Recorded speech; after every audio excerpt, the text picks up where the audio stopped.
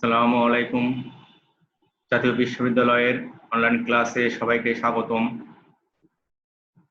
এই করোনাকালীন শিক্ষা কার্যক্রম চলমান রাখার স্বার্থে জাতীয় বিশ্ববিদ্যালয়ের উদ্যোগে অনলাইন ক্লাসে সংযুক্ত হতে পেরে আমি আনন্দিত। প্রিয় ছাত্রছাত্রীবৃন্দ, সবাইকে স্বাস্থ্যবিধি মেনে চলার আহ্বান জানাচ্ছি। আমি মোহাম্মদ ফয়সাল ইসলাম, সহকারী অধ্যাপক, সরকারি বঙ্গবন্ধু কলেজ, গোপালগঞ্জ।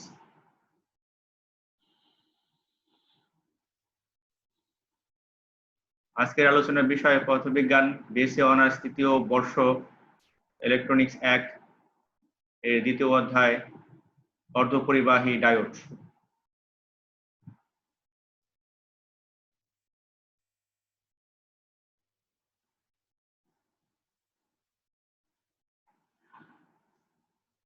আমরা চলে যাচ্ছি আমাদের মূল আলোচ্য যে বিষয় সেমিকন্ডাক্টর ডায়োড। সেই অধ্যায়ের প্রথমে আমরা জেনে নিতে চাই যে এই অর্ধপরিবাহী কি, কিভাবে এই অর্ধপরিবাহী ব্যবহার করে ডায়োড তৈরি করা হয়, ট্রানজিস্টর তৈরি করা হয় এবং বিভিন্ন ইলেকট্রনিক্স ডিভাইস তৈরি করা হয়, সে বিষয়ে আমরা জানব। প্রথমে আমরা জেনে নেই পদার্থ কত প্রকার এবং কি কি। আমরা জানি যে যার ওজন, ভর বা স্থান দখল করে তাদেরকে পদার্থ বলে। এই ওজন বা অবস্থান ভেদে পদার্থকে প্রথমত 3 ভাগে ভাগ করা হয়: কঠিন, তরল এবং বায়বীয়।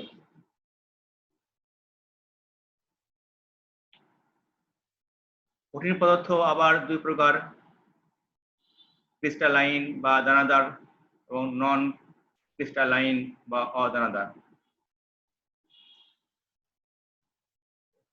দানাদার পদার্থকে আবার ব্যান্ড তথ্যের ভিত্তিতে 3 ভাগে ভাগ করা হয়: পরিবাহী, অর্ধপরিবাহী এবং অন্তরক অর্থাৎ অপরিবাহী। যার ভিতর দিয়ে কখনো কারেন্ট যেতে পারে না তাদেরকে অন্তরক হিসাবে গণ্য করা হয় বা অপরিবাহী পদার্থ হিসাবে ধরে নেওয়া হয়। আমরা এই ব্যান্ড তথ্য অনুযায়ী বিশ্লেষণ করব যে এই পরিবাহী, অর্ধপরিবাহী এবং অপরিবাহী পদার্থগুলো কি। আমাদের মূল আলোচ্য বিষয় অর্ধপরিবাহী বা সেমিকন্ডাক্টর। মূল যে অর্ধপরিবাহী সেই পদার্থটার গঠন রূপ জানার পূর্বে আমাদের অবশ্যই কিছু বিষয় জেনে নিতে হবে যে এই যে আমরা অর্ধপরিবাহী পদার্থের কথা বলি সেগুলো কি কি বৈশিষ্ট্যের অধিকারী, কিভাবে এগুলো আবিষ্কার হলো, কিভাবে এগুলো ব্যবহার করা হয়, সে জানার জন্য আমাদের শক্তি স্তর জানতে হবে। আমরা জানি যে ইলেকট্রনের যে গঠন রূপ, রাদারফোর্ড, নিলবোল্টস বা পাউলির যে সূত্রগুলো অনুযায়ী যে একটি অ্যাটমের যে স্ট্রাকচার বা গঠন রূপ হচ্ছে অনেকটা বৃত্তাকার টাইপের বা সৌর জগতের গ্রহগুলো যেমন সূর্যের চারদিকে ঘুরে, সে ধরনের সোলার সিস্টেমে ইলেকট্রনগুলো নিউক্লিয়াসের চারিপাশে অলওয়েজ মুভ করে তাদের নির্দিষ্ট কক্ষপথে। একটা অ্যাটমের স্ট্রাকচার হচ্ছে ওই ধরনের যে যার ভিতরে নিউক্লিয়াস থাকবে এবং নিউক্লিয়াস চারপাশে দিয়ে ইলেকট্রনগুলো নির্দিষ্ট কক্ষপথে ঘুরবে এবং এদের মধ্যে শক্তির আদান প্রদান হয়। অর্থাৎ একটা কক্ষপথ থেকে আর একটা কক্ষপথে, এক নিচু কক্ষপথ থেকে উচ্চ কক্ষ স্তরে বা উচ্চ কক্ষ স্তর থেকে নিচু কক্ষ স্তরে যখন এরা ইলেকট্রনগুলো মুভমেন্ট করে তখন শক্তির তারতম্য হয়। আবার একই কক্ষপথে যখন এরা মুভমেন্ট করে তখনও শক্তির কিছুটা তারতম্য হয় বা পার্থক্য হয়। শক্তির যে একই কক্ষপথে শক্তির যে এই যে পরিবর্তনটা বা সামান্য যে পার্থক্য, এই পার্থক্যকে বা ব্যবধানকে বলা হয় শক্তি ব্যান্ড বা শক্তি ব্যান্ড বা এনার্জি ব্যান্ড হিসেবে পরিচিত। কোনো পরমাণুর একই কক্ষে পথে আবর্তরত ইলেকট্রনের শক্তির এক নয় সামান্য তারতম্য হয়, শক্তির এই ব্যবধানকে শক্তির ব্যান্ড বলে। যদি সংজ্ঞা আকারে আমরা দেখি তাহলে শক্তির ব্যান্ড হচ্ছে এটি। এই শক্তির ব্যান্ড অনুযায়ী এদেরকে আবার 3টি স্তরে ভাগ করা হয়: যোজন ব্যান্ড, পরিবহন ব্যান্ড এবং নিষিদ্ধ ব্যান্ড। এই যে 3টি ব্যান্ড, পরমাণুর ভিতরে যে ইলেকট্রনগুলো কিভাবে থাকবে, তাদের অবস্থানে কোথায় হবে, কিভাবে সে শক্তি সঞ্চয় করবে এবং শক্তি ব্যয় করবে, এগুলো নিয়ে আলোচনা করার জন্য প্রথমে আমরা দেখব যোজন ব্যান্ডে কি হয়। যোজন ব্যান্ডে কি? পরমাণুর বাহিরের কক্ষের আউটার সেলের ইলেকট্রন নাম হলো যোজন ইলেকট্রন। এই যোজন ইলেকট্রনগুলোর যে পাল্লা, এই পাল্লাকে বলা হয় যোজন ব্যান্ড। এই ব্যান্ড ইলেকট্রন দ্বারা পূর্ণ থাকতে পারে আবার নাও পারে। মূলত এই যোজন ব্যান্ড ইলেকট্রনগুলোর জন্য একটা পরমাণু যোজনী কত সেটা নির্ভর করে। আমরা জানি যে একটা পরমাণুর যে যোজন সংখ্যা সেটি যোজন ব্যান্ডের ইলেকট্রনের উপর নির্ভরশীল। পরিবহন ব্যান্ড এটা অত্যন্ত গুরুত্বপূর্ণ। পরিবহন ব্যান্ড সাধারণত যে ইলেকট্রনগুলো থাকে এরাই পরিবহনে সাহায্য করে, অর্থাৎ এখানে ইলেকট্রনগুলো সম্পূর্ণ স্বাধীনভাবে মুভমেন্ট করে। সামান্য তাপমাত্রা বা সংযোগ পেলে ইলেকট্রনগুলো অন্য পদার্থে গমন করে এবং এদের প্রবাহের ফলে কারেন্ট উৎপন্ন হয়। পরমাণু সম্পূর্ণ মুক্ত ইলেকট্রন কারেন্ট পরিবহনে অংশগ্রহণ করে, এদেরকে পরিবহন ইলেকট্রন বলে এবং এর পাল্লাকে পরিবহন ব্যান্ড বলে। এই ব্যান্ডে ইলেকট্রন পুরোপুরি স্বাধীন থাকে, মুক্ত থাকে, ফলে এরা সহজে অন্য একটা পরমাণুর সাথে শেয়ার করে বিভিন্ন বন্ধন গঠন করতে পারে কিংবা তড়িৎ পরিবহন করতে পারে। যোজন ব্যান্ড এবং পরিবহন ব্যান্ডের মাঝে যে ব্যান্ডটা থাকে সেই ব্যান্ডকে বলা হয় নিষিদ্ধ ব্যান্ড। এই ব্যান্ডে কোনো ইলেকট্রন থাকে না এবং এই ব্যান্ডের উপরে এই নিষিদ্ধ ব্যান্ডের মাঝে যদি কোনো অনেক বেশি গ্যাপ থাকে তাহলে মানে যোজন ব্যান্ড থেকে ইলেকট্রনগুলো সহজে পরিবহন ব্যান্ডে গমন করতে পারে না, প্রচুর শক্তির প্রয়োজন হয় এক যোজন ব্যান্ড থেকে পরিবহন ব্যান্ডে ইলেকট্রন যেতে। পরিবাহী ব্যান্ড তথ্য অনুযায়ী পরিবাহীর সংজ্ঞা আমরা জানি যে সমস্ত পদার্থের মধ্য দিয়ে কারেন্ট প্রবাহিত হয় সেই সমস্ত পদার্থকে বলা হয় পরিবাহী। এক কথায় সমস্ত ধাতুগুলোই হচ্ছে পরিবাহী পদার্থ। এই সমস্ত পদার্থের বহিস্থ স্তরে ইলেকট্রনগুলো দ্বারা আংশিক পরিপূর্ণ থাকে, অর্থাৎ এদের যে পরিবহন ব্যান্ড, এই পরিবহন ব্যান্ডটা সবসময় ইলেকট্রন দ্বারা আংশিক পূর্ণ থাকে। পরিবহন এবং যোজন ব্যান্ডের মধ্যে যে এনার্জি গ্যাপ, সেই এনার্জি গ্যাপ থেকে জিরো, ফলে পরিবহন এবং যোজন ব্যান্ডের মধ্যে শক্তির কোনো ফাঁক থাকে না এবং এদের মধ্যে উপরিপতন ঘটে। শক্তির উপরিপতন ঘটে ফলে ইলেকট্রনগুলো একবার যোজন ব্যান্ডে একবার পরিবহন ব্যান্ডে গমন করতে পারে। এই ধরনের পদার্থগুলো পরিবাহী পদার্থ নামে পরিচিত। অপরিবাহী পদার্থ আমরা জানি যে অপরিবাহী পদার্থ যার মধ্যে দিয়ে কারেন্ট কখনোই যেতে পারে না। প্রচুর পরিমাণে শক্তি প্রয়োগ করলে কিছু ইলেকট্রন যোজন ব্যান্ড থেকে পরিবহন ব্যান্ডে গমন করে, ফলে এর বিরোধী খুব অল্প পরিমাণে কারেন্ট গমন করতে পারে বা যেতে পারে, কারণ এদের যে এনার্জি গ্যাপ, অর্থাৎ যোজন ব্যান্ড এবং পরিবহন ব্যান্ডের মাঝখানে শক্তির স্তর থাকে অনেক, প্রায় 6 থেকে 15 ইলেকট্রন ভোল্ট পর্যন্ত। আমরা এখানে যোজন ব্যান্ড এবং পরিবহন ব্যান্ড দেখতে পাচ্ছি ইনসুলেটর বা অন্তরকের, যার মধ্যে large energy gap between balance and conduction bands. দুটি স্তরের কন্ডাকশন ব্যান্ড এবং ব্যালেন্স ব্যান্ডের মাঝখানে প্রচুর পরিমাণের ফাঁক থাকে বা গ্যাপ থাকে, ফলে এই যোজন ব্যান্ড থেকে সহজেই একটি ইলেকট্রন এই পরিবহন বা কন্ডাকশন ব্যান্ডে যেতে পারে না, যার ধরুন অপরিমাণে সমস্ত অপরিবাহী পদার্থগুলো হচ্ছে কারেন্টের জন্য অপরিবাহী, যেমন কাঠ, কয়লা, মাটি, কাগজ, কাঁচ ইত্যাদি। অর্ধপরিবাহী পদার্থ আমরা জানি যে অর্ধপরিবাহী পদার্থ সাধারণ অবস্থা থাকে একটা অন্তরক বা ইনসুলেটর হিসাবে, কিন্তু তাপমাত্রা বৃদ্ধি করলে এর পরিবাহিতা বৃদ্ধি পায়। এর যোজন ব্যান্ডগুলো আংশিক ইলেকট্রন দ্বারা পূর্ণ থাকে কিন্তু পরিবহন ব্যান্ড সম্পূর্ণ খালি থাকে। এদের এনার্জি যদি আমরা দেখি, এনার্জি গ্যাপ সেটা হচ্ছে 1 ইলেকট্রন ভোল্টের মতো বা 1.11 ইলেকট্রন ভোল্ট থেকে 0 লেভেল পর্যন্ত হয়। ফলে যখন তাপমাত্রা বৃদ্ধি করা হয় তখন এই যোজন ব্যান্ড থেকে ইলেকট্রনগুলো এই এনার্জি শক্তিটাকে ভেদ করে এই কন্ডাকশন ব্যান্ডে, অর্থাৎ মাঝখানে যে তার অবস্থানে আছে নিষিদ্ধ ব্যান্ড, এটা সহজে ভেদ করে সেই কন্ডাকশন ব্যান্ডে চলে যেতে পারে। যেমন জার্মেনিয়াম বা সিলিকন হচ্ছে দুটি অর্ধপরিবাহী পদার্থ। জার্মেনিয়ামের এনার্জি গ্যাপ হচ্ছে 0.7 ইলেকট্রন ভোল্ট, সিলিকনের এনার্জি গ্যাপ হচ্ছে 1.1 ইলেকট্রন ভোল্ট। ফলে যখন কোনো তাপমাত্রা বা শক্তি প্রয়োগ করা হয় তখন এই 7 বা 1.11 এর বেশি তাপ শক্তি প্রয়োগ করলে সহজেই ইলেকট্রনগুলো এই যোজন ব্যান্ড থেকে কন্ডাকশন বা পরিবহন ব্যান্ডে গমন করতে পারে। পরিবহন ব্যান্ড বা কন্ডাক্টরের ক্ষেত্রে দেখা যাচ্ছে যে এর মাঝখানে ফার্মি লেভেল অর্থাৎ এনার্জি গ্যাপ নাই বললে চলে, 0। ফলে এর মাঝখানে এনার্জি বা কোনো নিষিদ্ধ অঞ্চল নেই বা কোনো ফাঁকা জায়গা নেই, যার দরুন দুটো স্তরই মাঝখানে কি হয়, এদের মাঝে ইন্টারঅ্যাক্ট বা ওভারল্যাপিং ঘটে ইলেকট্রনগুলোর, ফলে সহজে এরা পরিবাহিতে অংশগ্রহণ করতে পারে।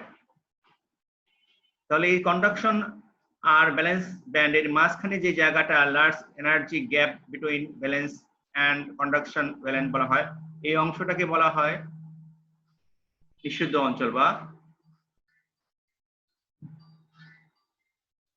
Energy gap. কোন একটা ইলেকট্রনকে যখন ব্যালেন্স বা যদি ব্যান্ড থেকে কন্ডাকশন ব্যান্ডে যেতে হবে তখন তাকে নির্দিষ্ট করে শক্তি সঞ্চয় করেই গমন করতে হবে। ফলে এই শক্তি না থাকলে কখনো এই যোজন ব্যান্ড থেকে ইলেকট্রনগুলো পরিবহন ব্যান্ডে যেতে পারবে না এবং এর শিশুমত পথের বিরুদ্ধে কখনো কারেন্ট প্রবাহিত হতে পারবে না। মূলত আমাদের আলোচ্য বিষয় আগে বলেছি যে আমাদের চ্যাপ্টারটা অর্ধপরিবাহী বা সেমিকন্ডাক্টর ডায়োড। আমরা মূলত এই অর্ধপরিবাহী পদার্থ নিয়ে আলোচনা করব। তার আগে আমরা পরিবাহী এবং অপরিবাহী পদার্থের সম্পর্কে কিছুটা ধারণা নিয়ে নিলাম, যে তাদেরকে আমরা পরিবাহী এবং অপরিবাহী পদার্থ বলবো। আমাদের মূলত আলোচনায় হবে জার্মেনিয়াম বা সিলিকন বা অর্ধপরিবাহী পদার্থ নিয়ে।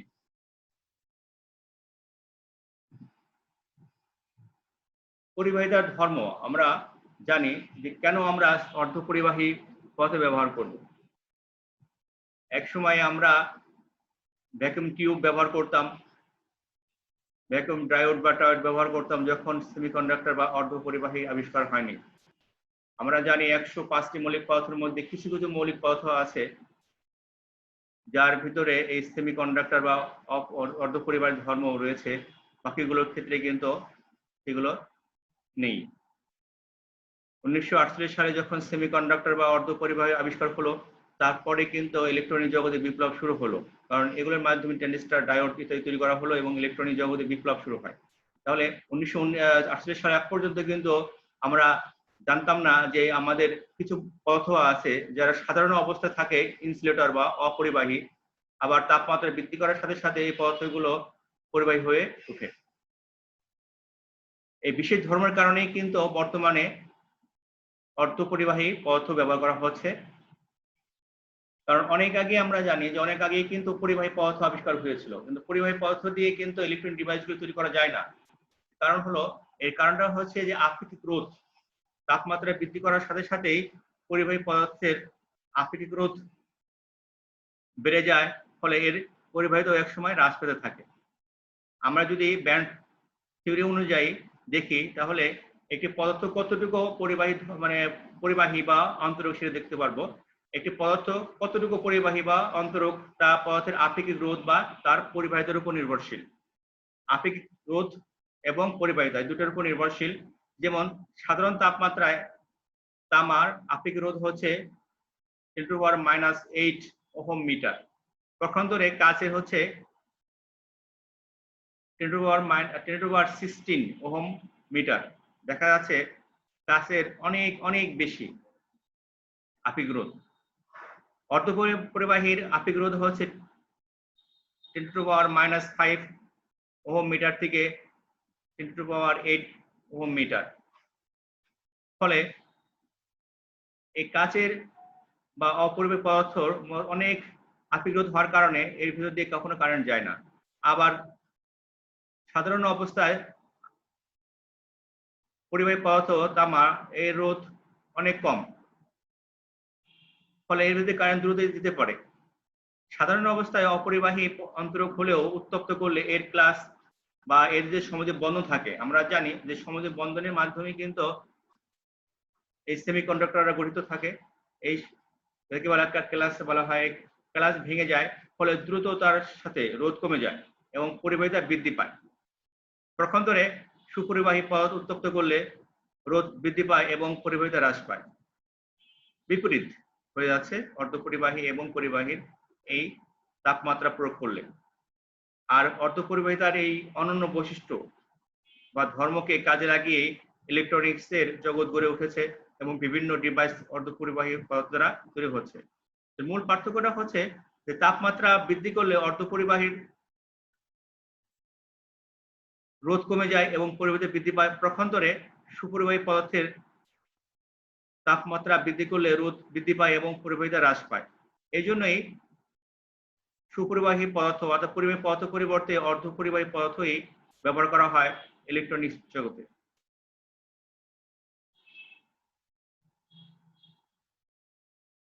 আমরা যদি একটু সংজ্ঞা দিই অর্ধপরিবাহী কাকে বলে, তাহলে দেখতে পাবো যে সকল পদার্থের ব্যালেন্স ব্যান্ড অর্থাৎ যোজন ব্যান্ড পূর্ণ থাকে এবং পরিবাহী ব্যান্ড শূন্যের কাছাকাছি এবং এই দুই ব্যান্ডের শক্তির ব্যবধান প্রায় 1 ইলেকট্রন ভোল্ট থাকে, তাকে অর্ধপরিবাহী বলে।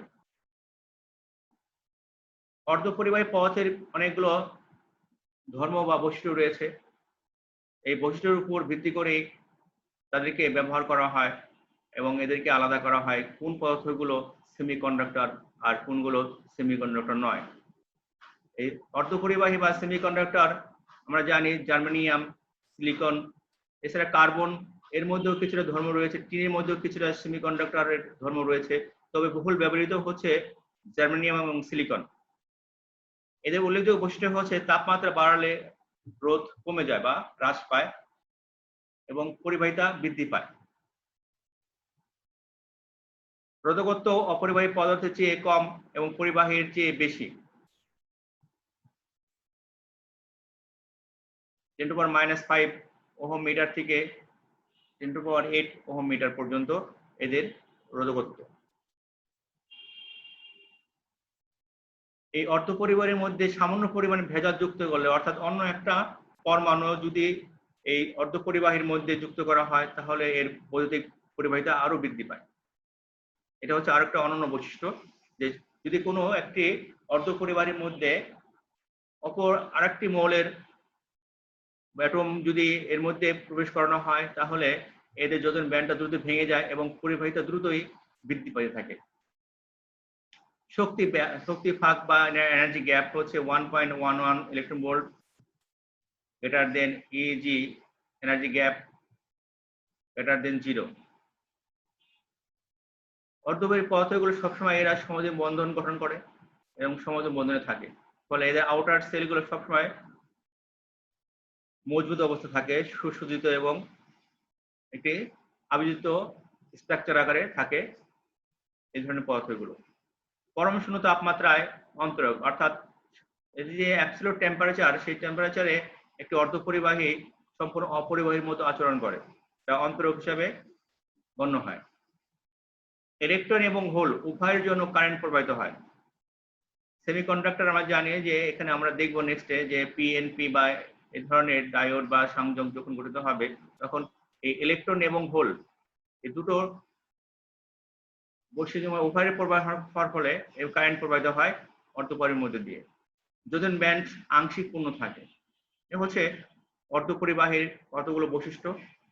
এবার আমরা দেখি অর্ধপরিবাহী কত প্রকার এবং কি কি।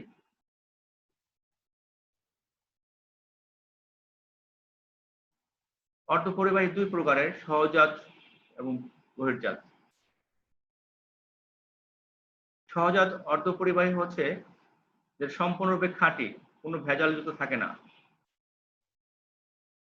অর্থাৎ একটি জার্মেনিয়াম পরমাণু বা সিলিকন পরমাণু এর মধ্যে বা একটা ক্রিস্টালের মধ্যে অন্য কোনো পদার্থ নেই, অন্য কোনো ভেজাল নেই, এ ধরনের পিওর একটি সেমিকন্ডাক্টরকে বলা হয় সহজাত সেমিকন্ডাক্টর। কারণ এই ক্ষেত্রে সিলিকন বা জার্মেনিয়াম এর পরমাণুগুলোর মধ্যে ইলেকট্রনগুলো নিজেরাই সমযোজী বন্ধন গঠন করে সুসজ্জিত অবস্থা থাকে, এর অন্য কোনো পরমাণু এর মধ্যে প্রবেশ করতে পারে না। এই ধরনের সেমিকন্ডাক্টরকে বলা হয় সহজাত সেমিকন্ডাক্টর বা অর্ধপরিবাহী। বহির্জাত হচ্ছে যে এই ধরনের সহজাত বা পিওর অর্ধপরিবাহীর মধ্যে সামান্য পরিমাণের যদি অন্য পরমাণু যুক্ত করা হয়, ভেজাল দেওয়া হয়, ওই ধরনের অর্ধপরিবাহীকে বলা হয় বহির্জাত অর্ধপরিবাহী। সাধারণত 10⁸ থেকে 10⁹ সংখ্যক খাঁটি পরমাণুর মধ্যে একটি সহজাত পরমাণুর মধ্যে একটি ভেজাল পরমাণু যুক্ত করলে বহির্জাত অর্ধপরিবাহী তৈরি হয়ে যায়। আর এই বহির্জাত অর্ধপরিবাহীটাই সাধারণত সেমিকন্ডাক্টরের বা ডায়োড বা ট্রানজিস্টর হিসেবে ব্যবহৃত হয়। পৃথিবীতে এই ভেজাল মিশ্রিত জিনিসের মধ্যে সবচেয়ে গ্রহণযোগ্য হচ্ছে এই বহির্জাত সেমিকন্ডাক্টর। আমরা সবসময় পিওর বা খাঁটি জিনিস খুঁজি, কিন্তু এখানে খাঁটি জিনিসের কোনো মূল্য খুবই কম। এখানে ভেজাল মিশ্রিত অর্ধপরিবাহীটাই বেশি মূল্যবান এই সেমিকন্ডাক্টরের ক্ষেত্রে। এই বহির্জাত সেমিকন্ডাক্টর আবার দুই প্রকারের, এন টাইপ এবং পি টাইপ। যখন খাঁটি অর্ধপরিবাহীর সাথে একটি পঞ্চযোজী ভেজাল যুক্ত পরমাণু যুক্ত করা হয় তাকে এন টাইপ অর্ধপরিবাহী বলে, যেমন ফসফরাস বা আর্সেনিক। আমরা আজও জানি যে সমযোজী বন্ধন গঠন করে সিলিকন বা জার্মেনিয়াম, এরা হচ্ছে পিওর বা খাঁটি সেমিকন্ডাক্টর বা অর্ধপরিবাহী। এই ধরনের একটি সিলিকন বা জার্মেনিয়াম পরমাণুর ভিতরে যদি আমরা 1 লক্ষ বা 2 লক্ষ বা 10 লক্ষ পরমাণুর মধ্যে শুধুমাত্র একটি বা দুটি পঞ্চযোজী কোনো মৌল এর একটা পরমাণু প্রবেশ করায়, তাহলে যখন যে অর্ধপরিবাহীটা গঠিত হয় তখন তাকে বলা হয় এন টাইপ। পক্ষান্তরে এই ধরনের একটি খাঁটি অর্ধপরিবাহীর মধ্যে যদি আমরা ত্রিযোজী কোনো মৌল বা পরমাণু যুক্ত করি, যেমন বোরন বা অ্যালুমিনিয়াম, তাহলে তখন যে সেমিকন্ডাক্টর গঠিত হয় বা অর্ধপরিবাহী গঠিত হয় তাকে বলা হয় পি টাইপ। আমরা পি টাইপ এবং এন টাইপ নিয়ে পরবর্তীতে আরো আলোচনা করব। আপাতত আমরা জেনে নিলাম যে পি টাইপ বা এন টাইপ কি হবে। এন টাইপের ক্ষেত্রে এর সাথে মিশ্রিত করা হবে পঞ্চযোজী কোনো মৌল বা পরমাণু, পঞ্চযোজী, যার আউটার সেলে বা বহির সেলে 5টি ইলেকট্রন আছে। পক্ষান্তরে যখন কোনো খাঁটি অর্ধপরিবাহীর সাথে ত্রিযোজী মৌল যার আউটার সেলে 3টি মুক্ত ইলেকট্রন আছে, এই ধরনের পরমাণু যুক্ত করা হয়, এর ফলে যে অর্ধপরিবাহী গঠিত হয় তাকে বলা হয় পি টাইপ। আমরা পি টাইপ বা এন টাইপ নিয়ে আরো আলোচনা করব। পি টাইপ এবং এন টাইপের গঠন রূপটা কি ধরনের হয়। আমরা এবার পি টাইপের সেমিকন্ডাক্টরের গঠনটা দেখি। এখানে দেখা যাচ্ছে যে মাঝখানে ত্রিযোজী একটা মৌল যার অ্যাটমিক স্ট্রাকচার বা পারমাণবিক নাম্বার হচ্ছে 5 এবং এর আউটার সেলে 3টা মুক্ত ইলেকট্রন আছে, 3টি মুক্ত ইলেকট্রন আছে। এই চারিপাশে অর্ধপরিবাহী পদার্থ সিলিকন আছে। আমরা জানি সিলিকনের আউটার সেলে 4টি মুক্ত ইলেকট্রন থাকে, পক্ষান্তরে বোরনে থাকে 3টি। প্রত্যেকটা সিলিকন নিজের মধ্যে কোভ্যালেন্ট বন্ড অর্থাৎ সমযোজী বন্ধন করে অবস্থান করে আছে। এখানে দেখা যাচ্ছে যে এই বোরনের 3টে ইলেকট্রন সাথে শেয়ার করেছে সিলিকনের আউটার সেলে যে ইলেকট্রনগুলো করে এরা সমযোজী বন্ধন গঠন করেছে, শেয়ার্ড ইলেকট্রনস। যেহেতু বোরনের 3টি মুক্ত ইলেকট্রন আছে আর সিলিকনের আছে 4টি মুক্ত ইলেকট্রন, ফলে দুটো শেয়ার করে এরা কোভ্যালেন্ট বন্ড গঠন করেছে। কিন্তু বোরনের একটি ইলেকট্রন শর্ট হওয়ার কারণে এখানে দেখা যাচ্ছে যে একটা খালি ঘর রয়েছে বৃত্তের মতো, এটাকে বলা হয় হোল। অর্থাৎ এই যে হোলটা, এই হোল হচ্ছে বোরনের শর্টেজ ইলেকট্রন বলা হয় বা ল্যাকিং ইলেকট্রন বলা হয়। অর্থাৎ বোরন আরেকটি ইলেকট্রন দিয়ে সিলিকনের সাথে সমযোজী বন্ধন গঠন করতে পারছে না, শর্ট পড়েছে। এই খালি জায়গাটাকে বলা হচ্ছে হোল। এখানে একটি মুক্ত আধানের মতো সৃষ্টি হয়, কারণ যেহেতু সিলিকনের ইলেকট্রনটা এই বন্ধন গঠন করতে পারেনি, ফলে সে অন্য আরেকটি পরমাণু ইলেকট্রনের সাথে শেয়ার করার জন্য সে গমন করে বা অন্য আরেকটি ইলেকট্রন এসে এখানে অবস্থান করে। এইভাবে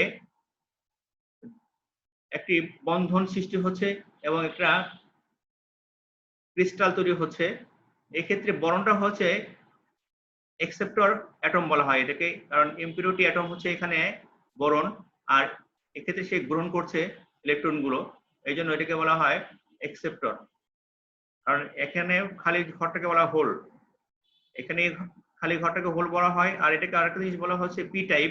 পি টাইপ বলতে আমরা পজিটিভ অর্থে ব্যবহার করি। এখানে হোল হওয়ার কারণে এখানে মেজরিটি ক্যারিয়ার হয় হোল বা ধনাত্মক আদান।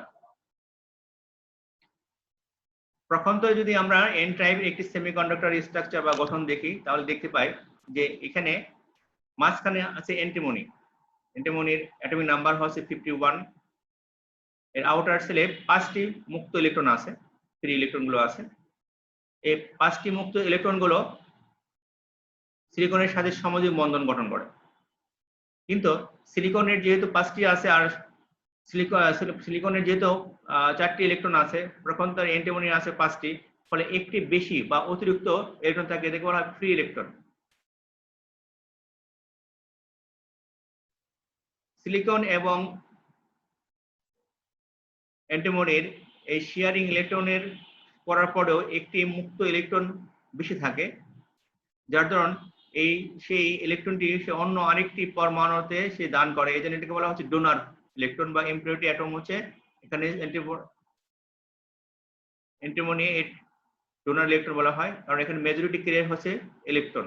বা এখানে আমরা একে নেগেটিভ অর্থ ব্যবহার করা হয়, কারণ যেহেতু এখানে মেজরিটি ক্যারিয়ার হচ্ছে মুক্ত ইলেকট্রন, এই জন্য এটাকে এন টাইপ বা নেগেটিভ চার্জ হিসেবে গণ্য করা হয়।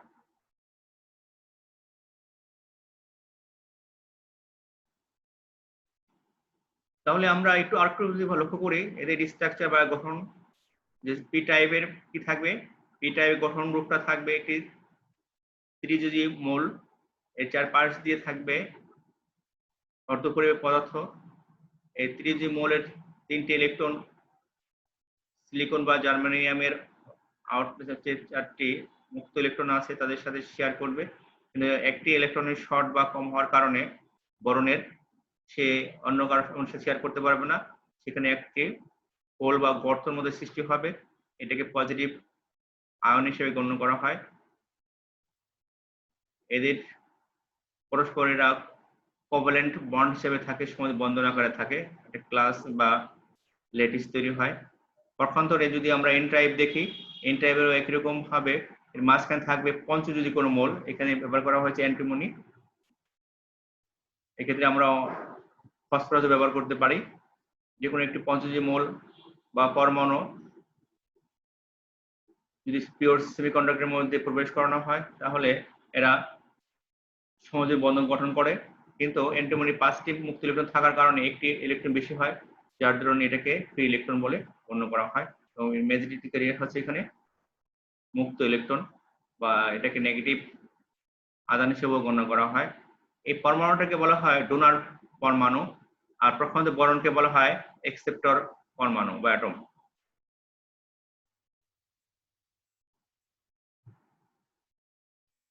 আমরা আলোচনা করব ড্রপিং নিয়ে।